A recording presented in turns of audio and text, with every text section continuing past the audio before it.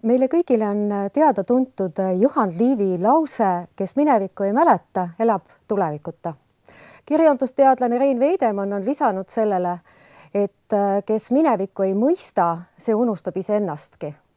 Et mõista ja mitte unustada ja mineviku sildadelt tuleviku sildadele vaadata, on Välisministeeriumi mäluprojekt hea võimalus kõnelda 30 aasta tagustest ja pisut hilisematestki aegadest. Täna kõneleme Välisministeeriumi kauaaegse töötaja ja paljudes riikides olnud suursaadikuna ametis Toivo Tasaga. Tere, Toivo! Tere, Tiina!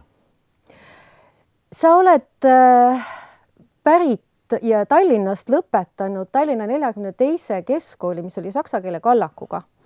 Ja sinu pere taust on juba selline, et sul on saksa keel väga hea ja sa plaanisid minna Tartu Ülikooli õppima ajalugu.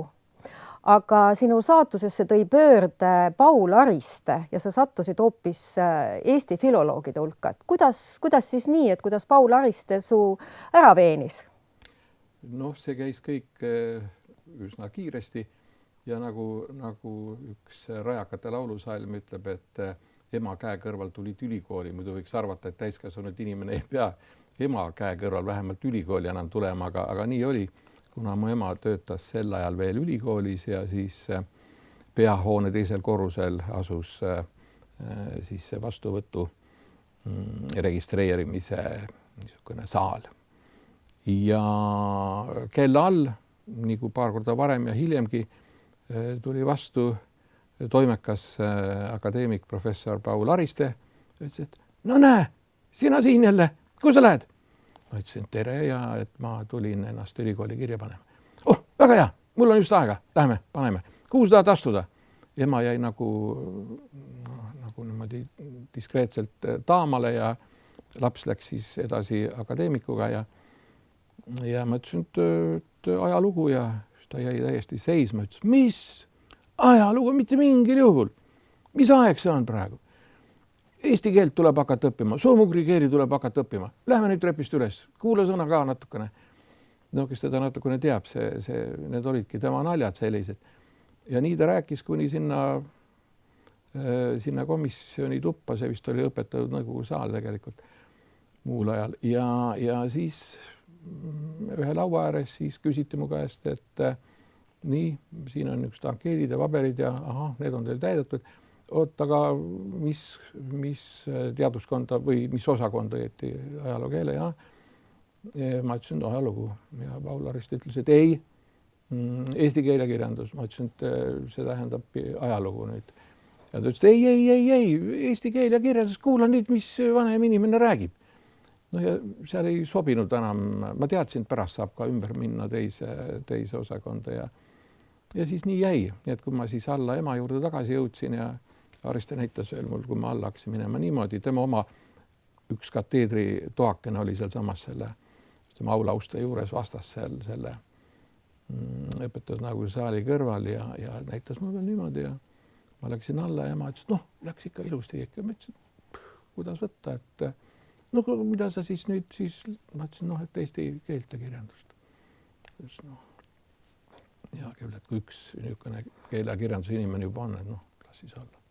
Ja nii saigi sinust Eesti filoloog, mitte ajaloolane. Jah, nii ta on. Et aga peale ülikooli läksid sa Keele- ja Kirjanduse Instituuti, kus toona oli seal juhiks kurikuulus Endel Sõgel. Et milline olukord seal üldse valitses ja kui palju õnnestus üldse seal oma ideid nagu läbi viia või kuidas see olukord toona seal Keele- ja Kirjanduse Instituutis oli? No olukord oli selline, et kui sa seal palju räägiksid ideedest, muidugi see ei olnud ainult seal asutuses nii. Tegemist oli ikkagi, ütleme, Nõukogude teadusasutusega ENSV, Teaduste Akadeemia instituudiga, siis ideede puhul seda öeldi juba õieti keskkooliski, et ideed olid nendel ja nendel. Hea, kui teil oleks mõtteid. No ja kui sa küsid, mis mõtteid meil oli, siis selleks ajaks mul oli soov hakata väitekirja kirjutama. Ja siis selleks oli kaks võimalust, kas mitte statsionaarselt või statsionaarselt. Mina arvasin, et võib-olla siis statsionaarselt. ja selleks tuli siis astuda statsionaarsesse aspirantuuri, mis nägi ette mitmeid tõsiseid eksameid, nendeks ettevalmistamist. Aga sinna läks veel natukene aega, enne tuli teha laboranditööd. Ja see töö oli väga hariv, sest et oli parasjagu kirjandusajaloo viimaste köidete toimetamise aeg. See oli suur töö. Sellega tegelesid kirjandusajaloosektor ja kirjandusteooriasektor. Üks professor doktor Aarne Vinkel ja teine siis teaduste filoloogia kandidaat Heino Puhveli juhtimisel. See oli siis teooriasektor ja siis nemad oma juhatajatega eesotsas siis pidasid, kui sa küsisid seda, siis pidasid siis direktor Endel Sõglaga sellist väga pikaldast ja vaevalist kaevikusõda. Ja neid kirjandusajaloo köited 4. ja 5. võib tänapäeval igaüks näha. Ja minu ülesanne oli seal siis natukene aidata neid käsikirju tehniliselt korrastada ja ette valmistada siis edasiseks. Ja tegelikult huvitavam osa oli Otto Wilhelm Maasingu poolt Rosenplenterile, tähendab siis kindralsuperintendent Johann Heinrich Rosenplenterile Riiga saadetud kirjad ja siis vaadata, et kas need Kooti käsikirjas kirjutatud kirjad saksa keeles, kas need on õigesti ära kirjutatud ja kas neid ära kirjutatud käsikirju siis järelikult peab veel toimetama, täpsustama, mis nendega teha. Seda tööd juhtis Abel Nagelmaa oma töörühmaga. Seal olid veel Heli Laanekask, Eva Aaver ja ka seda asja veel jälgis ja kureeris Aarne Vinkel ja mitmed teised targad inimesed. Aga tagasi selle Sõgla instituudi juurde, see oli samuti äärmiselt hariv periood, sest et need perioodilised sektori, antud juhul siis kirjandusajaloosektori koosolekud, kus oli siis Aarne Vinkel eesistujana, aga ka siis Maie Kalda, Lehte Tavel, Ülo Tonts, Reet Krusten, Ülo Tontsu. Kõik teada-tuntud kirjandusteadlased. Siis veel algaegadel Rudolf Põldmäe ja siis Mal Reinold, sageli kõrval sektorist veel olenevalt sellest, mis teema parasjagu käsil oli, kas siis võib-olla Erna Siirak või ütleme mõnede kriitikasse puutuvate, teooriasse puutuvate küsimuste puhul veel näiteks Pärt Liias. Neist inimestest väga paljusid praegu ka enam ei ole meie seas kahjuks, aga ühesõnaga need olid mul nagu ikka tõeline selline ülikooli jätk tookord. Aga sul oli hästi palju kasu ka sellest. Ja Rein Veidemann, vabandust, Rein Veidemann ka, kelle juhendajaks sai Maie Kalda ja kes väga jõudsalt, tal oli ka juba ajakirjanduslik tööpõhi all, kogemuse all kirjutamiseks ja lai silmaring, nii et tema edenes oma väitekirjaga väga kiiresti edasi. Aga kõikide nende tegemiste juures oli sul hästi palju kasu sellest, et sinu saksa keel oli perfektne ja sa oled ju tegelikult ka väga palju tõlkinud ja see pagas on päris muljetavaldav, et Keller, Canetti, Lents, Dürrenmatt ja teised, et mis sind selle tõlkimise juures tõmbab? No mul tõlkija oli kodus ema näol olemas. Ja siis meil oli siginenud ühel ja teisel moel tuttavate kaasabil ja nii edasi raamatuid, mida ehk ei olnudki nii lihtne kätte saada, seal Max Frischid ja Dürrenmattid ja Adolf Mušk ja klassikast niikuinii. Ja ema tegeles ju aastakümneid Tartus algselt siis Altoa kateedris või õppetoolis, mis oli üleülikooliline õppetool, klassikalise filoloogia ja niinimetatud lääne kirjanduse kateeder. Ja nii, et praeguseks ma usun, ikka ka veel suur osa meil töötavaid saksa keele ja kirjandusega tegelejaid, õppejõud, õpetajad on tema õpilased või üliõpilased olnud. Ja see oli üks asi, teine asi. meil tema juures siis ütleme Tallinnas neil nädalatel, kui ema ei olnud Tartus, vaid oli Tallinnas, õpetas siis kaugõppejaid. Aga mis sind ennast selle tõlkimise juures tõmbab? Ma kohe räägin, et olid sellised väga põnevad ja innustavad inimesed nagu Ain Kaalep või Henno Rajandi ja mitmeid teisi veel, ütleme Loomingu Raamatukogu toimetusest veel Lembe Hiidel ja nii edasi. Ott Ojamaa loomulikult väga hea perekonnatuttav. Ja kuna nende arutlused ja jutud käisid väga sageli mitte ainult kirjanduslikke radu pidi, vaid ka räägiti sellest, mida veel võiks või lausa tuleks eesti keelde tõlkida. Tegeleti ka mitme lääne kirjandusantoloogia koostamise ja tõlkimisega. Nii et need asjad viisid selleni, et ükskord ma sain niisuguse juhtnööri minna Elvasse ja Ain Kaalepi käest võtta Elias Canetti raamatuke Marrakechi hääled. Me teame, et tänapäeval on Marrakech jälle ka diplomaatias ja poliitikas omamoodi märksõna, aga siis oli jah, Marrakechi hääled, Elias Canetti teos, suhteliselt õblukene ja leiti, et see oleks hea niisugune sellitöö, mitte muidugi õpipoiss enam, vaid just juba natukene ikka edasi jõudnud vaimule, et tõlkida see Loomingu Raamatukogu jaoks näiteks eesti keelde, vaadata, mis sellest saab. Ja nii nagu Keelekirjandusinstituut oli mulle niisugune oluline õpituba ja ülikooli jätk, siis peab ütlema, et ka selle raamatu tõlkimine, et aru saada, mida see päriselt tähendab. Aasta oli 1972. Ja siis, kui Tiiu Kokla, ise väga vilunud tõlk ja väga hea toimetaja, oli selle teksti siis läbi vaadanud ja kutsus mind Mustamäele enda juurde, et siis vaatame selle läbi, arutame läbi. No ma läksin ja vaatasin, et kell on 3. Mäleta, kellega ma veel kokku leppisin seal, kas oli Andres Langemets, oli see keegi teine, et kuskil 40 minuti pärast, et siis seal trollipeatuses, et ma tulen välja. Ja kui ma sain sealt välja õhtul, kell vist oli 9 paiku või.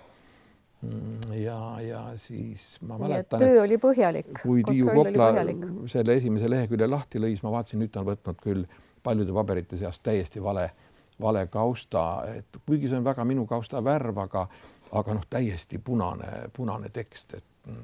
Mis tunne sul oli? No tunne oli, ma olin täiesti löödud. Ma olin murtud mees selles mõttes, et mis nüüd siis saab, aga ma sain järjest rohkem aru, mis saab. Ja tõlkimist sai jätnud? Ei, muidugi. Ja eks tõlkimine on raske töö edasi kõigile, ma arvan, kes on vähegi proovinud. Aga lihtsalt selline see asi oli. Ma olen väga rõõmus, et see samm väga elegantselt, rangelt, aga siiski väga vaimselt sai sisse juhatatud igalt poolt. Ma ei hakka praegu nüüd meenutama Ain Kaalepiga kohtumist Verevi järve ranna lähedal seal tema juures ja mis me kõik seal rääkisime, tegime. Aga sellepärast võib juhtuda, et mõni inimene hakkab proovima, äkki ta oskab õppida tõlkimist. Sa oled palju tõlkinud ja hariduselt Eesti filoloog, aga paljud teavad sind ju hoopis ka selliste menulaulude nagu Kullast süda ja Tuhanded külad ja selliste laulude sõnade autoritena, et sa oled kuulunud ansamblitesse Rajakas ja Toomapojad, kirjutasid luulet, proosat, laulutekste ja ometigi sinust muusikut ei saanud, sinust sai hoopis diplomaat. Kus siis nii? Kus sa tead, et muusikut ei saanud? Ma olen muusikuna tegelenud aastakümneid. Väike nali. See on isetegevuslik harrastusmuusik. Harrastamine, see oli ka väga ariste sõna, ta väga armastas seda sõna kasutada. Ja kui veel nii palju nende bändide juurde või puntide juurde, et kui raadiost ei tulnud midagi muud, kui kõige viimati siis suure karjatusena horoskoop, mille kiitmist ei jõua nüüd ära kiita, mis saab õigustatud loomulikult kiitust. Siis jah, nüüd on ka juba tegeldud natukene selle ägedama muusikaga ja Toomapoegadest muidugi läksid lindistusse hea, et niigi need eestikeelsed ja ilusad lood, mis olid meil endal ka väga südamelähedased, kuna nad olid nagu nad olid. Õrn ööbik, Pill puistab lund, 7 ööd ja 7 päeva ja nimetad Kullast süda juba. Ja need on kõik tänapäevalgi, neid lauldakse ja laule teatakse. Ja teatakse, aga Eesti Raadio hoidub neid millegipärast esitamast. Ülle Karu, tubli tuttav inimene, kui ma kusagil mainisin sellest poole lausega mingis kirjutisekeses, siis vastas mulle lausa eetris, et siin Toivo Tasa muretseb selle pärast, et olgu kindel, vähemalt 2 korda aastas õrn ööbik, kuhu tõttad sa jaanipäeva paiku ja talvel Pill puistab lund tuleb kindlasti. Et mõnel aastal ma olen jäänudki seda ootama, aga see on ju ka ilus ootus. Ja mis puutub Rajakasse, siis Rajakaga oli ikka palju klaarimist ja klattimist aga me oleme mitte nii palju kui Toomapoegadega nüüd veel esinenud küll Toomapoegadega, mis see nüüd oli mingitel paadipäevadel Suislepas ja siis Rajakaga näiteks Viru folgil, aga me laulsime peaaegu hommikuni harjutuseks ja hommikul tuli mulle siis Tallinnast teada, et ruttu ilmuda Tallinnasse 8. august 2008 seoses Venemaa kallaletungiga Gruusiale. Nii et katsu sa palju laulda niisugustel puhkudel, et see on nii palju otsus. Kuidas sust siis ikkagi diplomaat sai? Et sa läksid Lennart Meri kutsel Eesti instituuti? Paul Ariste tuli jälle samba tagant välja, ütles nii, mis sa teed, miks sa siia tulid? Mine kohe diplomaat. No ütleme niimoodi, et ütleja oli Lennart Meri ja juhtumisi, aga see juhtus niimoodi, et me alustuseks panime kokku või seadsime jalgadele sellise asutuse nagu Eesti Instituut ja see oli loomeliitude niisugune nõuanne Lennart Merile ja siis ta vaatas, kuidas ja kellega neid asju teha. Mäletan üks pikk ettevalmistuse päevak, neid oli vist kokku 2 päeva.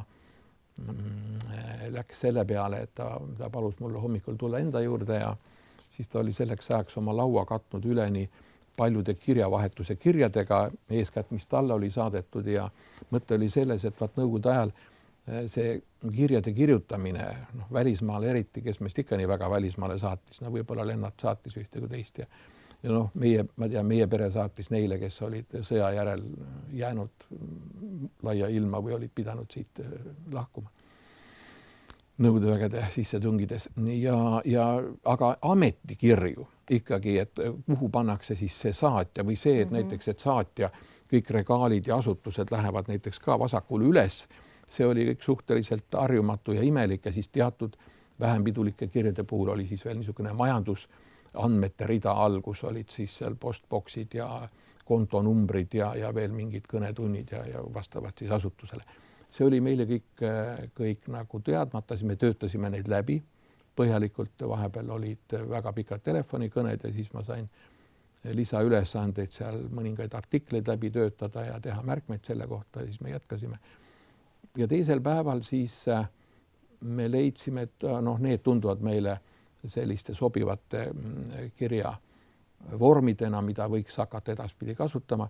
Ja Eesti Instituut oli mõeldud siis, ta sündis lõpuks aastal 1988, oli mõeldud siis meie vaimsetele ja akadeemilisematele, aga ka üldse kultuurikontaktide otsijatele, et nad ei peaks hakkama siin Nõukogude riigiasutustega või ainult mitte nendega siis kontakteeruma ja tegelema. Ja oleks vale öelda, et me juba siis kõik väga teadsime, kui ruttu tuleb hakata tegelema välisministeeriumi või üldse välissuhetega diplomaatia mõttes, see kõik, vähemalt minu jaoks ei olnud veel väga hoomatav. Ja ma mäletan, kui üks väga palju meid aidanud inimene, Bengt von Zur-Mühlen, foto- ja filmiarhivaar ja dokumentaalfilmide tegija, Eestist pärit Balti-Saksa mees. Tema naine oli veel tuntum, rahvusvaheliselt väga tuntud dokumentaalfilmide tegija Irmgard von Zur-Mühlen. Tema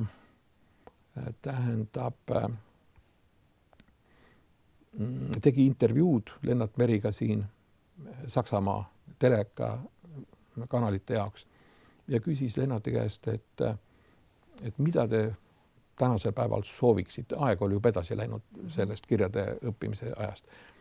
Ja mul on meeles, kui Lennart Meri ütles, et vaadake, no saksa keeles küll, et ma olen täna nii vana. Aga mida ma sooviksin, on, et ma oleksin nii noor kui see noormees. Tule sealt siiapoole. Ja siis Bengt von Zormühlen, kes ise võttis oma videoga, neid kaameraid oli väga-väga vähe Eestis üldse toga, siis läks kergelt segadusse ja vaatas, kus siis see, kes see. Ja siis Lennart ütles, vaat, ma tahaks olla tema noorune. Ja see siis väga kuidagi vajutus mulle mällu ja ütleme, kui see täna nüüd meelde tuleb, siis see sunnib siis nagu küsima, et kes meist või kas me siis oleme mingil moel saanud oma asjadega hakkama või nüüd või edaspidi veel. See selle lõppimisprotsessile nüüd lisaks. Ja Eesti Instituudis siis minu jaoks mingil hetkel sai siis vajadus minna tõesti Välisministeeriumisse, olgu öeldud, kuigi ma sel ajal veel tegelikult töötasin ajakirja Vikerkaar Raaduga peatoimetaja. Aga sa läksid Välisministeeriumisse ka ikkagi Lennart Meri kutsel, et Lennart Meri on samamoodi nagu Paul Ariste mänginud sinu elus päris suurt rolli. Et kas oleks olnud võimalus ka selline, et sa oleks sellest kutsest ära öelnud või Jaa, muidugi. Ma ikka algul ütlesin ka ära. Lihtsalt viisakalt ja et mul tõesti oli Vikerkaarega küllalt tegemist ja mul oli ka siis veel tõlkimisi pooleli ja tookord oli üldse aeg, kus igal inimesel, kes vähegi midagi, millestki huvitus midagi tegi, oli tõesti õige mitu, kas just lausa ametit, aga mitmeid töötamise otsi ja vajadusi ja milline see Välisministeerium tollal üldse oli, et mis olid sinu esimesed ülesanded, et see oli ju tegelikult väga väike see ministeerium. Ja, me töötasime Toompeal. Suurem osa Eesti elust ju, mis tegeles riigi asjadega, mis ei olnud nüüd otse oma ministeeriumide majas, aga ütleme, me ju mäletame, et Välisministeeriumid ei olnud ENSV-s ju tegelikult olemas. Olid mõned NSV Liidu Välisministeeriumi töötajad, vist keegi seal konsulaarküsimustes mingite passidega, välispasside ja niisuguste asjadega, kellel neid vaja võis minna. Nendega keegi tegeles, tema nimi oli vist seltsimees härra Pais. Härra Pais vastutulevik inimene, aga range. Ja tema oli, aga muud ei olnud. Ja siis ma mäletan, et ma edasigi, nagu ma Eesti Instituudis tegelesin suuresti saksakeelsete riikidega, seal me püüdsime noori inimesi, kes olid huvitatud saada Saksa akadeemilise vahetustalituse kaudu, see oli siis DAAD ehk akadeemilise Austauschdienst ja oli Pro Helvetia sihtasutus siis Šveitsi poolelt ja ka austerlastega oli leitud selline kanal. Me tegelesime selle asjaga ja siis nüüd minnes Välisministeeriumi, ega ma kohe siis Eesti Instituudist ka ära ei tulnud, sest seal tuli ka edasi tegeleda. Tegid mitut asja ühel ajal? Mitut asja, mitte ma üksi, ma arvan, et meist mitmed tegid mitut asja mingil ajal seal Rutt Lausmaa, hiljem Rutt Lausmaa Luik, aga siis oli, ma mäletan, seal oli veel praegune kirjastuse Varrak, juhataja Krista Kaer näiteks, siis hilisem Välisministeeriumi kantsler Mart Siilman, hilisem Kirjanike Liidu majandusjuhataja. Ja kui sa küsid nüüd Välisministeeriumi kohta, siis ka seal näiteks ootas ees, kelle büroosse ma tööle sattusin nõunikuna, oli Andres Toomasberg, kui mu mälu mind ei peta, hästi soliidne, väga välja peetud inimene, nagu ütleks sündinud diplomaat, prantsuse keele ja kirjanduse spetsialist. Siis oli seal näiteks kes mulle eredalt on meelde jäänud ka hilisemast juba protokollitööst, oli siis Merike Kokajev, kes vist oli jõudnud käia ka mingil moel mingis nõukogudeaegses diplomaatia koolis, mis kindlasti olid ka väga tasemel igas mõttes nii protokolli kui keelte kui muude oskuste osas, mida meil kõigil tuli hakata alles endale selgeks tegema. Inimesi oli vähe, aga kõik tegid kõike. Kõik tegid kõike, arvuti sigines millalgi, ma ütlen just nimelt sigines koridori peale üks arvuti, sellega seda siis niimoodi toksiti aeg-ajalt ja siis kes pettunumalt, kes rõõmsamalt siis teine päev proovis jälle, aga siis ma ei tea, kuidas selle välja trükkimisega oli. Siis olid mõned inimesed, kellele Lennart Meri oli öelnud, näiteks üks sakslane, kes pärines Lüllemäelt, kes muidu elas juba Saksamaal kõrges eas, eakam kui mina praegu tunduvalt, aga ta kirjutas Saksa ajakirjanduses ühte kui teist Eesti nii-öelda juba perestroika ajal, sest et ta elas kõik sellele kaasa nagu suurem osa siit, ütleme läinud baltisakslasi või ka eestlasi, kes olid välja läinud. Ja Lennart Merile tema kirjutused väga imponeerisid, nad said kokku ja ta ütles, et kuule, Roger Anderson on selle väärika inimese nimi, minu teada ta elab praegu veel Münchenis. Roger, sa näed, mis siin on, mida ma pean tegema iga päev. Kas sa ei tahaks uuesti Eesti asjadele käe külge panna, õla alla panna? Ja kui niimoodi ütleb välisminister, no siis korralik kodanik, mis ju Roger Anderson on sünnijärgne Eesti kodanik igal. No see, nii nagu mina oma niisuguses ehmatuses igatahes Roger Anderson ikkagi teadliku elukogenud inimesena samuti ei pidanud võimalikuks ära öelda, vaid ütles, et no ma ei tea, kui sa arvad, Lennart ütles, et ma tean. Aga see lõppes sellega, ta käis seal, ta sobis väga hästi Mark Sinisooga, kes tegeles meil siin tookord relvastusasjade ja rahvusvaheliste organisatsioonidega niisuguste asjadega. Oli ju väga päevakorral ju võõrvägede väljaminemine ja tuli neid jälgida ja rahvusvahelisi leppeid ja kõike. Ja siis Mark Sinisoo ja Roger Anderson ka kuidagi tema abiks seal nendega asjadega tegelesid ja siis selgus, et Roger Anderson ütles ühel päeval, et ta elab Palassis ja et need on hakanud tema käest tahtma nagu tasumist selle tema elamise eest ja ta on öelnud, et ta ei oska, ta on välisministri palvel siin või lausa korraldusel ja et pöördugu siis võib-olla välisministeeriumi, et temal niisugusi summasid ei ole ja siis ma mäletan, sellest tekkis mõningane niisugune elevus. No arvata võib, jah. Erinevatel korrustel ja siis seda klatiti mõnda aega, natuke ta ikka maksis ise ka, aga siis kuidagi vormistati ja ta ütles, et ei, et ta läheb, ta on juba, et ega ta ei oska ka praegu palju rohkem, et ta läheb siis nagu ära, selle peale öeldi talle, et ei, mitte mingil juhul. Nüüd mitte mingil juhul, et me arvestame sinuga. Ja nojah, ühesõnaga, kui sa küsid, millal oli ministeerium, aga üldiselt me kõik pingutasime, selgus vahel, et me mitu inimest pingutas omaette teha nagu ühte sama tööd, näiteks mingi visiit öeldi, et nüüd hakkab tulema, palun valmistage ette. No ega see, ma arvan, sellist varianti leidub tänapäevalgi, nii et ega see ei ole midagi uut ja üllatavat. Kuna meid oli vähe, siis muidugi need asjad selgusid õige pea ja siis selgus, et üks inimene tegeleb, sellest aitab, et ei pea siis kõik nii vaikis. Aga Välisministeeriumi algul oli Toompeal ja siis kolisime alla nii-öelda Valgesse majja, kunagisse parteimajja, aga samas majas olid ka Taani ja Saksa saatkond, et ühest küljest tundub see kummaline, et Välisministeerium ja välissaatkonnad on ühe katuse all, et kuidas see kooslus toimis? See on täiesti erandlik ja mõnes mõttes täiesti lubamatu lugu. Aga mis siis mõne jaoks oli terve Eesti taasiseseisumine, vaata, et lubamatu ja kole asi. Nii et see oli õige vähe kole ja see laabus väga hästi, taanlased olid 5. sakslased, minu meelest 7. või 8. korrusel ja kui kunagi sakslased siis ära läksid, taanlased kadusid juba varem, nad said ilusti oma ruumid korda.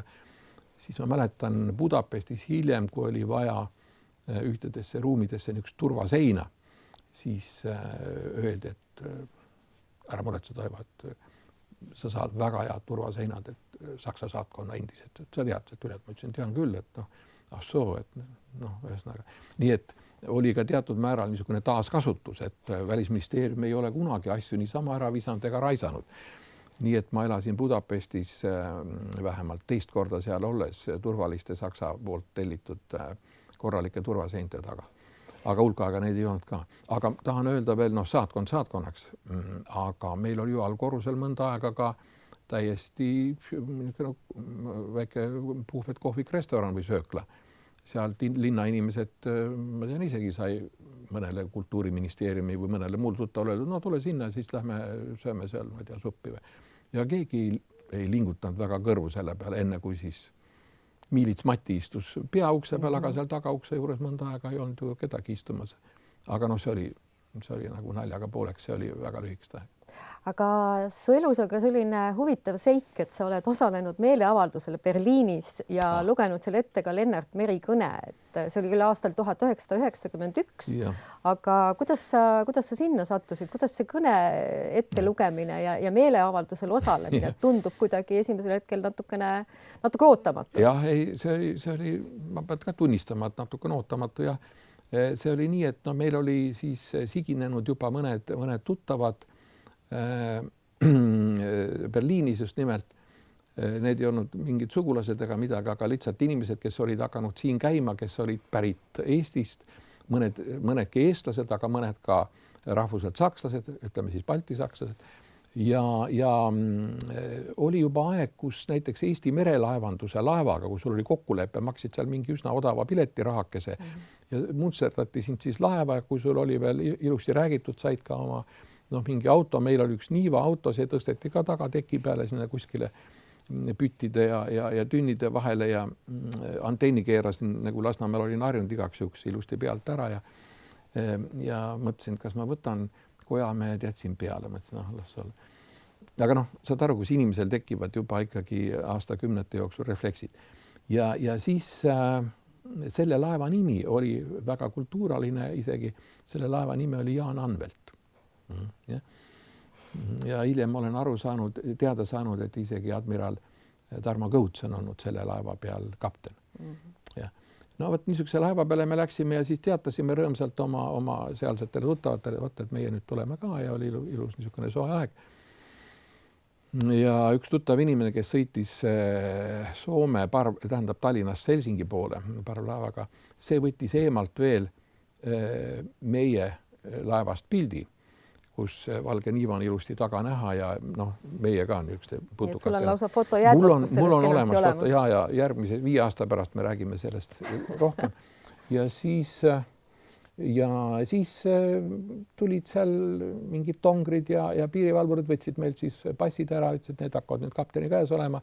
Sõitsime reidile kuskile sealt Naissaare kõrvale ja sinna tulid siis veel, toll tuli veel mingil hetkel peale ja no hiljuti see Nõukogude inimesel sul on ikka alati veel tunne, et nüüd tõstetakse maha, kuigi noh, mõtlesin, et miks pärast me mõtlesin, et miks peaks meid maha tõsteta.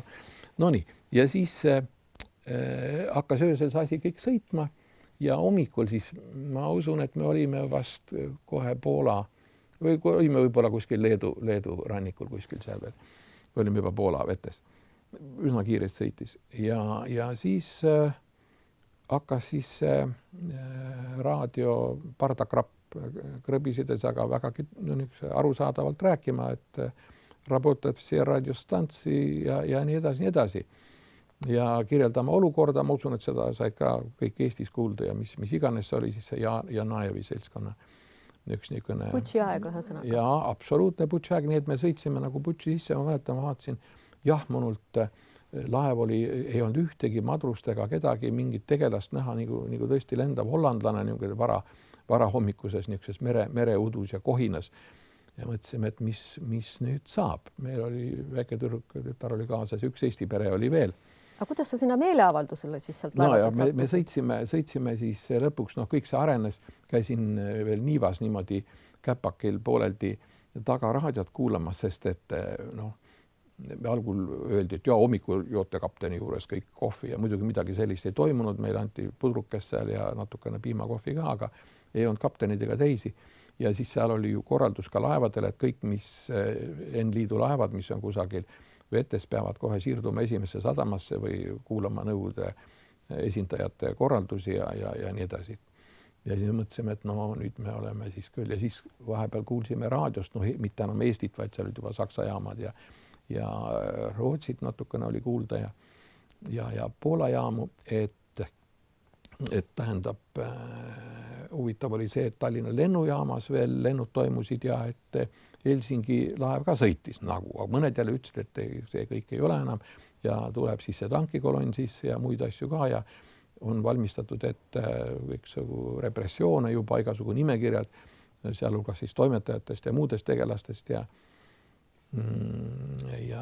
ühesõnaga niisugune kaunis segane olukord, me mõtlesime, et ja laev tegi ühel hetkel siis niisuguse üsna järsu pööraku meie meelest nagu kalda pool. Aga ega me ka sealt Taani väinadest ei olnud ju niimoodi elusalt kunagi läbi sõitnud, mismoodi see navigeerimine seal käib. Käisime veel koridoris vaatamas, et seal oli siis märgitud niisugusele suurele kaardile huviliste jaoks, et kuidas see kurss on ja kuidas see teekond kulgeb. Ja nägime, et seal oli ka mitu vinks-vonksu, et äkki veel ei minda randa. Ise mõtlesime, et sina võtad selle asja, mina võtan selle asja ja sina vaatad tüdruku järgi ja siis nagu võimalus on, et siis ühesõnaga ja mitmed muud mõtted käisid ikka peast läbi, sest mõningaid teateid tuli sellest Krappraadiost veel ja need ei olnud ükski mingid pead silitav. Aga siis tuli teade laeva juhtkonnalt ja ka Saksa jaamadelt, mida ma autos siis kuulsin, et meie ees sõidab üks väga tuntud, vist muidu sõidab Mustal merel üks laev Nõukogude turistidega. Oli hakanud Peterburist sõitma Leningradist. Ja et nendele on lubanud siis Saksa pool juba in corpore kõigile, kes soovivad asüüli ja ma ei tea mida kõike veel. Ja see tegi meie meele nagu rõõmsamaks, siis küsisime sealt tuba, et kas me võime helistada. Kapten oli väga lahke, lasi meil helistada nii Tallinnasse kui ka sinna ette Saksamaale. Ja siis me lootsime, et võib-olla kõik see kuidagi, et äkki me saime aru, et kapten ei kavatse kuskile keerata enne, kui siis suurde kanalisse juba Hamburg oli siis selle laeva lõppsadam, kuhu meiegi lootsime. Ja teie ei kavatsenud ka süüli paluda, vaid läksite hoopis meeleavaldusele? Kuna kõik need, eks ole, need võidujooksud seal Nõukogude tegelastel omavahel, eks ole, Krimm ja siis juba see Gorbatšovi saabumine ja kõik need tagasi ja kõik need asjad, me jälgisime seda mitte väga erapooletult, vaid ikkagi teatud niisuguse mure ja mõtetega, mida hetkel praegu on isegi ka keeruline kõiki taastada või kirjeldada, aga igatahes me olime ikkagi päris mures, nii et kui ma olen kuulnud, et mõned on küsitakse, kuidas sa Helsingis olid, aga kuidas sa Stockholmis olid parasjagu, ma ei tea, kes siin kaatriga käis niipidi üle ja naapidi üle. Siis meie olime tõelised niisugused, kuidas öelda, ma ei taha öelda lihtsameelsed, aga ikkagi niisugused tõelised puhkusele sõitvad inimesed, kes sattusid nüüd teistpidi niisugusesse olukorda. Saksa tuttavad võtsid meid nagu kadunud poegi ja tütreid vastu ja seal kõik niimoodi see asi siis läks edasi ja siis selgus, et nii Eesti, Läti kui Leedu need sõprusassotsiatsioonid siis Berliinis olid juba võtnud kavva sellise manifestatsiooni tõrvikute, rahvuslippude ja siis niisuguste päevakohaste loosungitega ja nii edasi, et kas me ikkagi ei tahaks kaasa tulla, ma ütlesin loomulikult. Ja siis helistasin, ma proovisin Merit kätte saada ja sain aru, et ta on Helsingis, helistasin talle sinna ja siis ta küsis, kui ma õigesti nüüd mäletan, et miks sa oled Saksamaal, miks sa siin ei ole. Ma ütlesin taga, et kuidas ma saaksin siin olla, või tähendab Helsingis, et mul ei olnud seal ka mingit asja, et olgu peale, helista hiljem. Helistasin hiljem ja siis oli meil vahepeal juba seal need meeleavalduse plaanid nendel korraldajatel natukene täpsustunud ja siis selgus, et oleks vaja ehk sõna võtta, siis ma mõtlesin taga, et Meril kindlasti on nüüd mõtteid, mis oleksid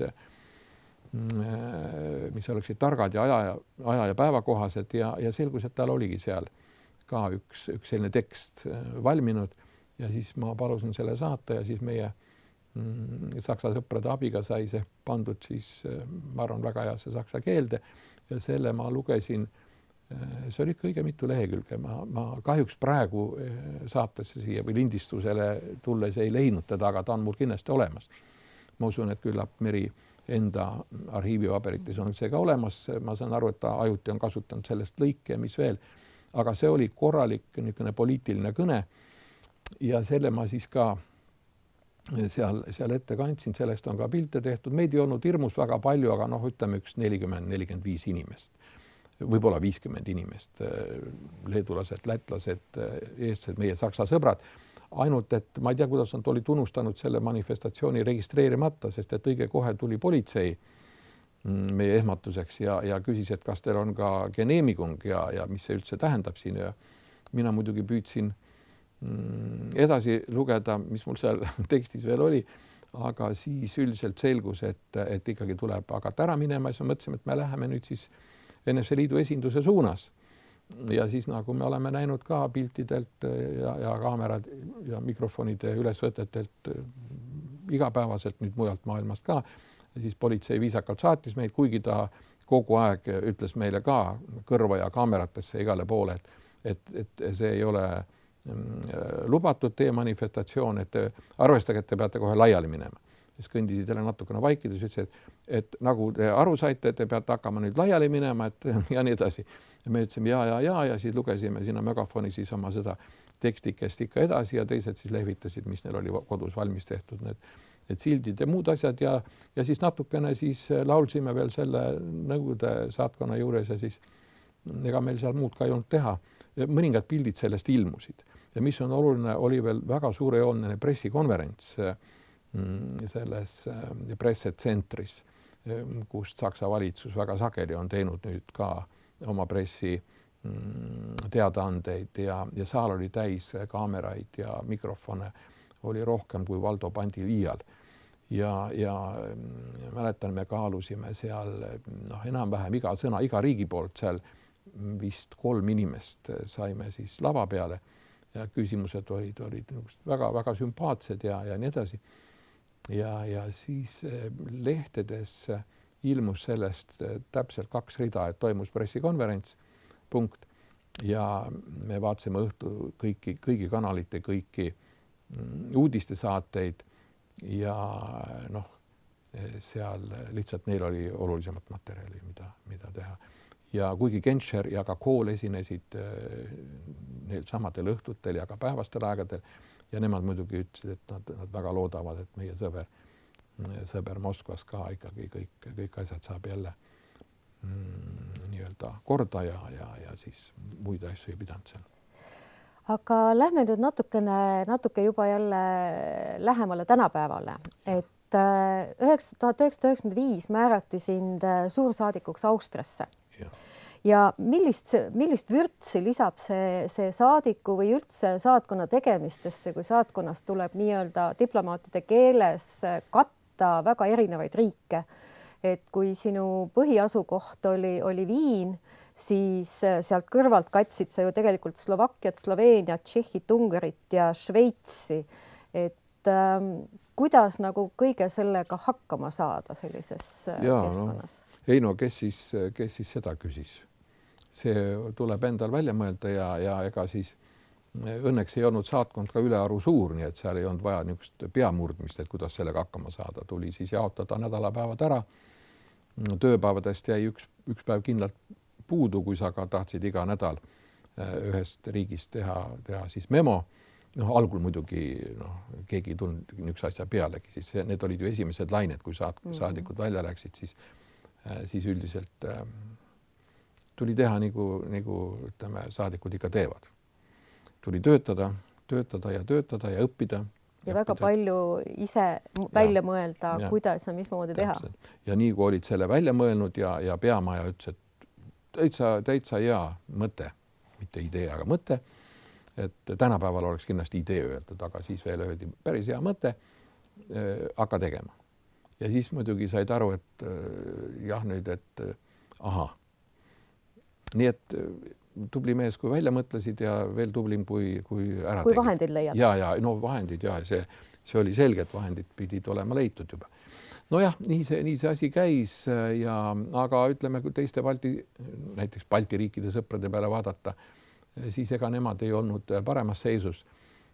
Seal oli veel üks väikene nüanss juures, seal oli siis veel rahvusvaheline aatomienergia agentuur, selle peakorter, kus me olime siis niisuguse sidesaatkonnana samuti akrediteeritud, mäletan väga viisakat ja väga sisukat vestlust härra doktor Hans Blixiga, kes oli tookord selle vastutusrikka organisatsiooni eesotsas, meil oli ju tookord siis see Paldiski tuumareaktori väljaviimise lugu ja üldse, et kuidas see kiirgusolukord siin kõik on, nii et meil oli mitu suursaadikut, kes olid sisulised suursaadikud üksteise järel.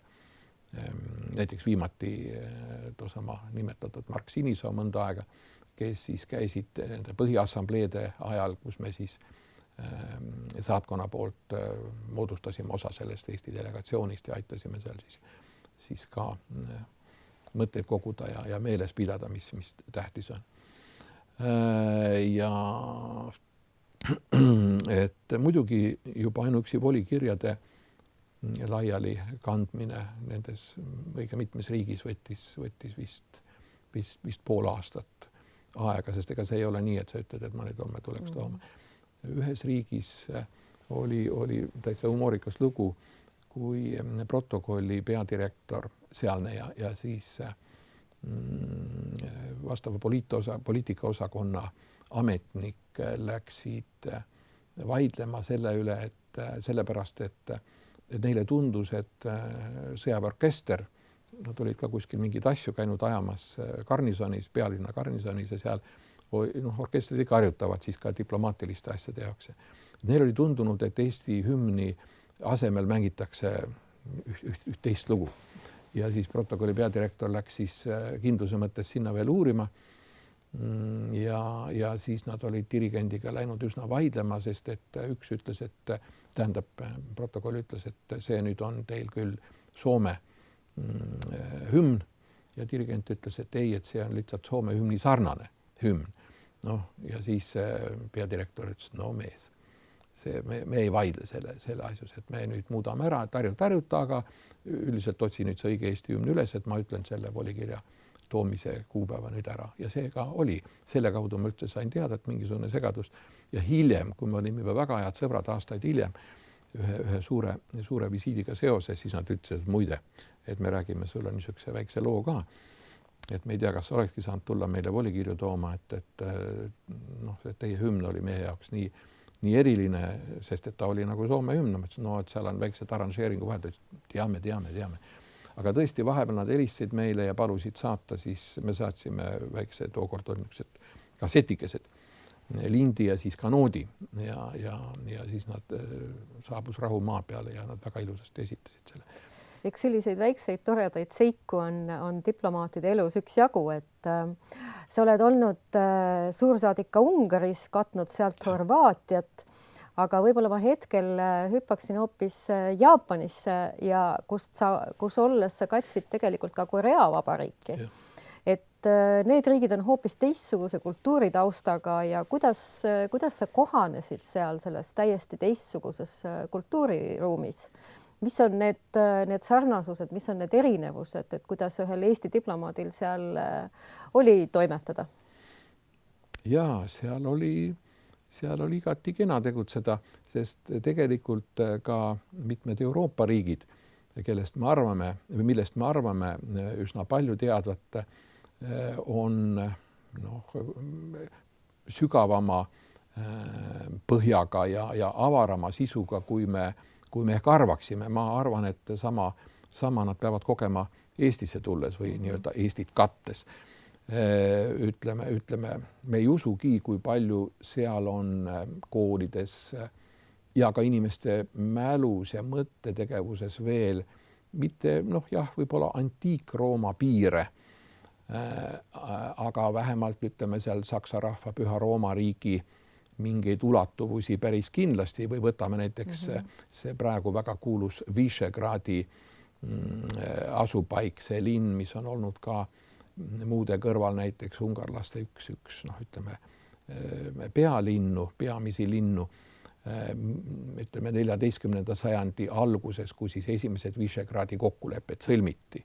Vot me sageli ei mõtle, et nendel algselt 3 pärast 4 uuema aja riigil on nii pikk ajaline ulatuvus omavahelistes suhetes, valitsevate dünastiate abiellumistes ja erinevates poliitikates. Ja isegi natukene ju Leedu riik Poolaga seotuna on sellega seotud rohkem, Eesti vähem. Aga nüüd Jaapani juurde, jah, see on nii. Lisaks juhtus veel, et meie, ütleme 2010 suve teises pooles, kui siis mina ja minu head kolleegid me sinna maandusime, siis ega seal varasemast kolleegkonnast lihtsalt sattus nii, et ega kedagi seal ei olnudki. Sekretär jah oli, aga eks see on ka hea, kui mitte kogu sats korraga ei vahetu, vaid on natukene rohkem aega seal atra seada, aga seda rohkem siis võtad ennast käsile ja viid ennast eluga kurssi.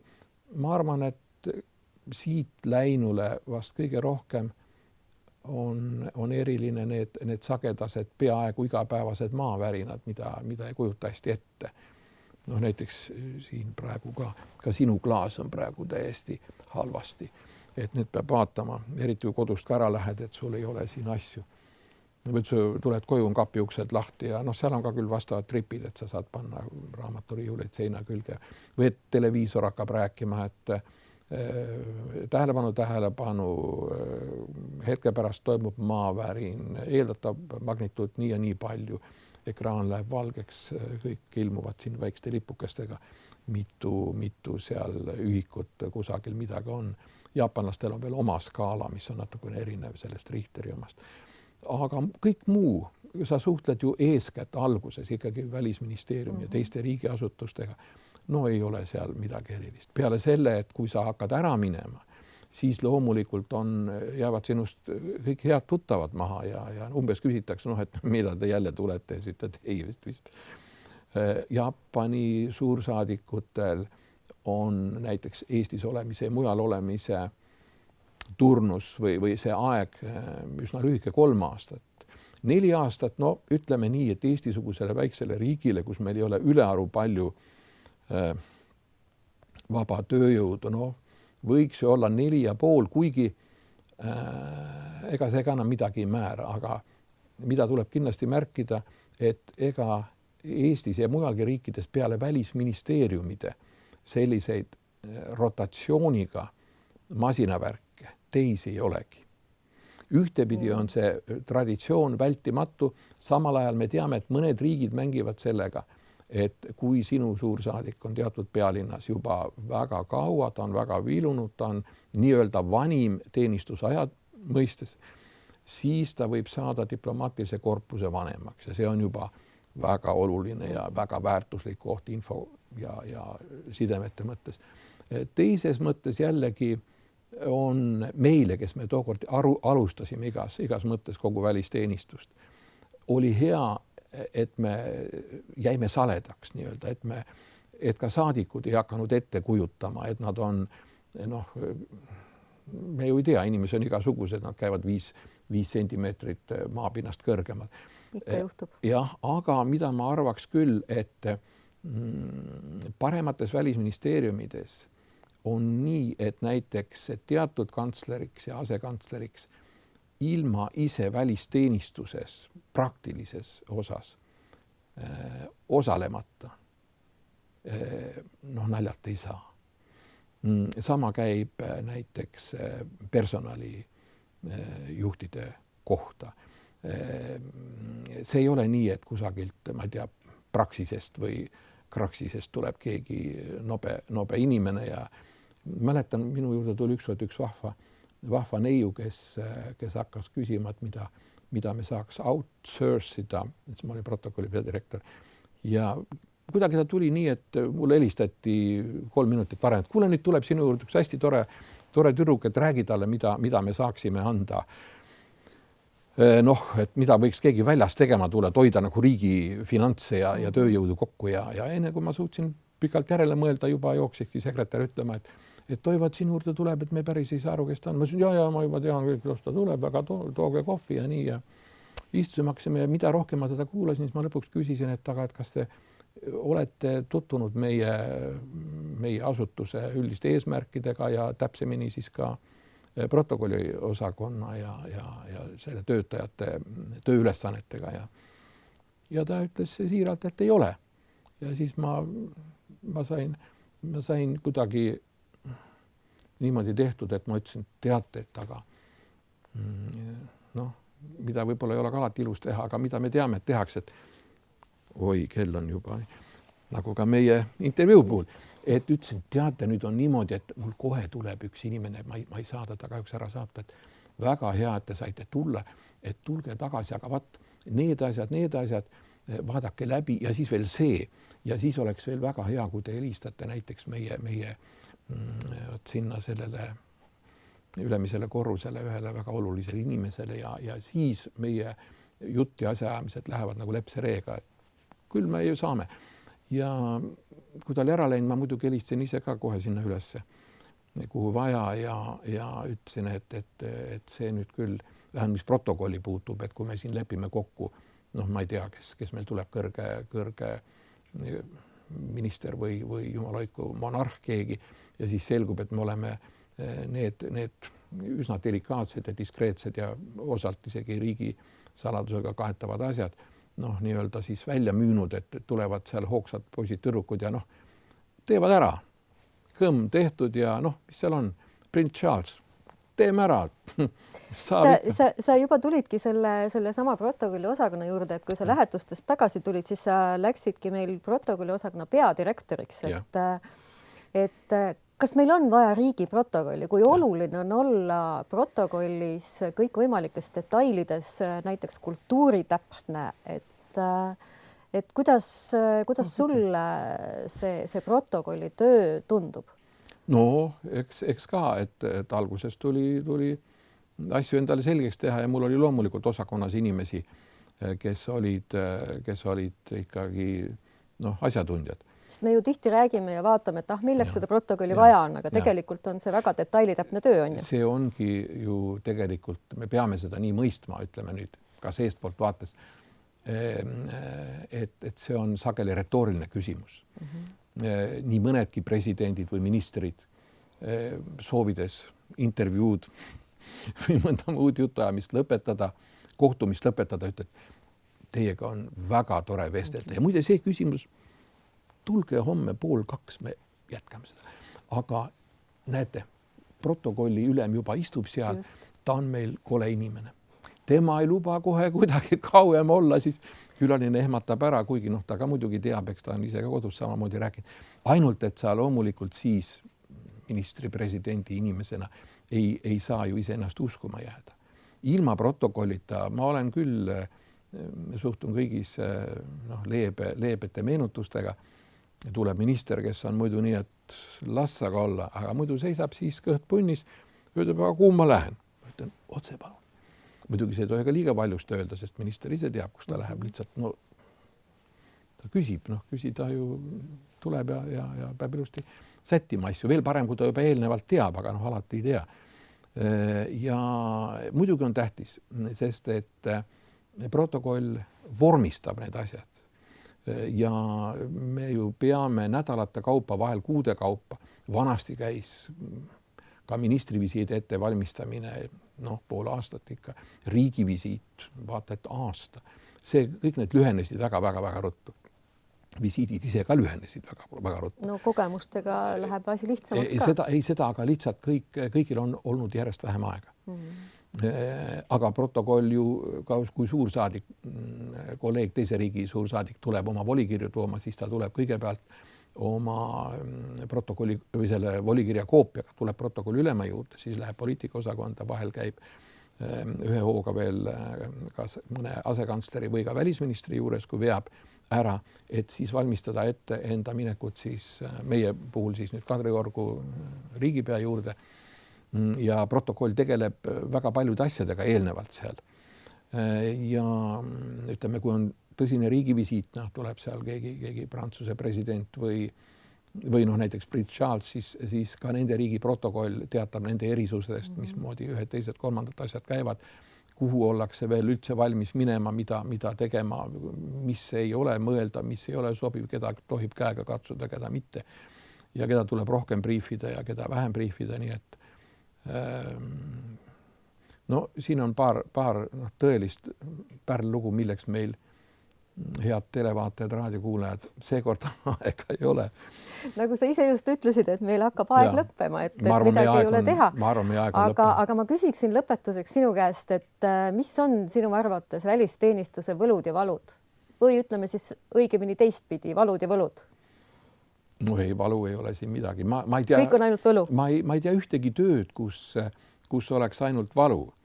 Ja sageli sõltub ju sinust endast, kui sa oled mõne asja ära unustanud või pealiskaudselt lähenenud ja siis tuleb sul järsku meelde, siis on see hetk valu.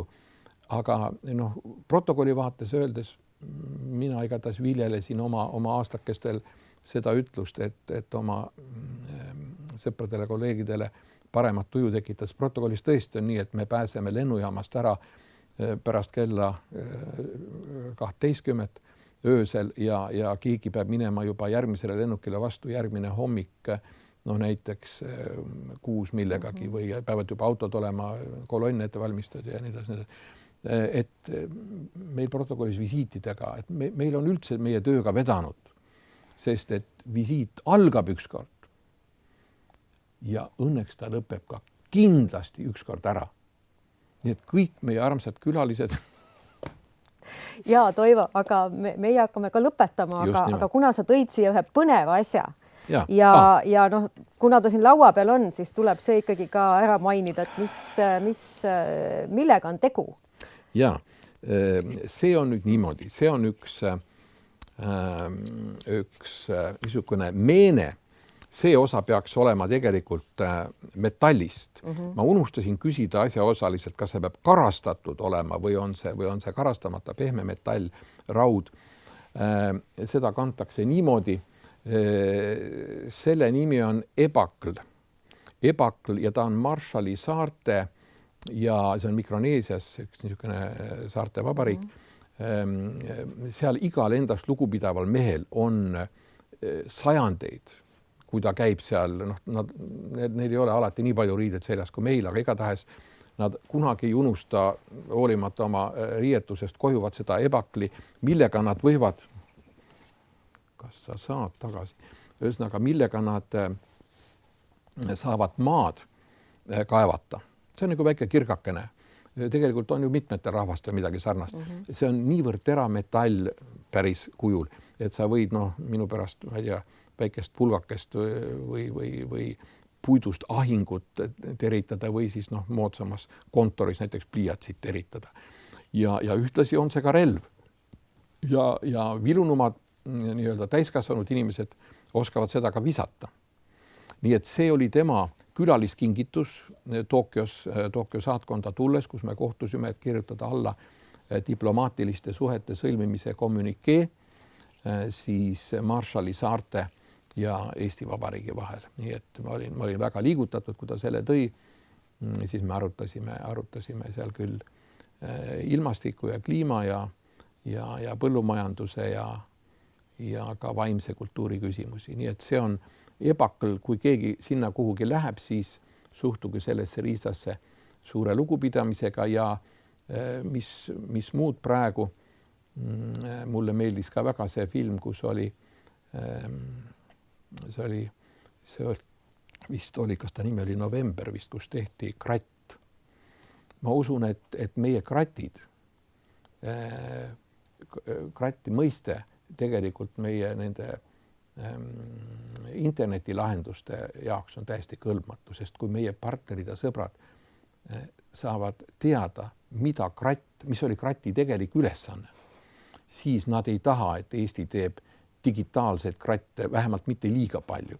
Aga vaat see, kui me nüüd teeme mõne krati, mida on enda natukene vaja siin halva ilmaga, siis ma kujutan ette, et Eesti kratile Marshalli saarte krattidelt, see läheb nagu rusikas silmaauku. Ehk siis teisisõnu lõpetuseks siis nii palju, et selle diplomaadi töö ja üldse välisteenistuse võlusid on ka see, et sa kohtud väga erinevate kultuuridega, sa näed väga erinevaid inimesi ja see rikastab tegelikult maailma. Ja ma loodan, et maailma vähemalt ennast see kindlasti rikastab ja see kindlasti sõna otses mõttes loob kultuurisidemeid ja sildu, no miks mitte Jaapani ja Koreaga, aga see õpetab ka nägema seda, et tõenäoliselt Hiina ja Venemaa juba aastal 2010 septembris, kui toimus suur mitte merelahing Leipzigi linna all, millest rääkis Oskar Luts, vaid kus ühe saaregrupi pärast läksid omavahel vaheliti suusad väga tõsiselt Jaapanil ja Hiinal. Siis toimusid mõned huvitavad visiidid siin meie mõistes Kuriili ühtedele alumistele saartele, Jaapani mõistes siis põhjaterritooriumidele, mida jaapanlased väga tahaksid jälle enda valdusse saada. Et minu sealoleku ajal, olgu see veel öeldud, siis jaapanlased võtsid siis sellise globaalse silma positsiooni natukene varasemaga võrreldes. Nad rõhutasid, et nad tahavad oma sidemeid NATOga varasemast palju rohkem välja ehitada. See tähendab kõigi NATO liikmetega, kuhu kuulus ju ka ja kuulub ju ka Eesti. See tõstis meid jaapanlaste ja ka Korea jaoks palju rohkem fookusse. Ja me võime öelda, et ma loodan, et ka Eesti, kui sa siin räägid sidemetest ja kultuurist, et ka Eesti üha jätkab sellel suunal, et me teravdame oma haaret globaalselt ja suudame tähelepanu pöörata nii Jaapanile kui Austraaliale, kui Uus-Meremaale, kui Koreale, koos sellega, mis seal kõik toimub Aafrikast ja Ameerikast rääkimata. Selle mõttega on hea lõpetada. Aitäh sulle, Toivo! Aitäh sulle!